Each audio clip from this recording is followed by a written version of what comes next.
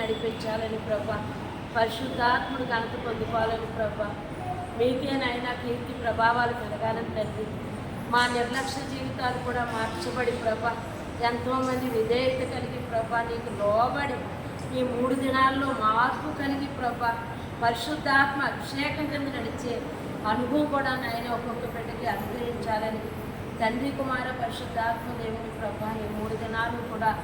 ఆహ్వానితులుగా మీ నుండి నాయన నడిపించాలని, మీ నామాన్ని గర్పరుచుకోవాలని తండ్రి యేసు నామమున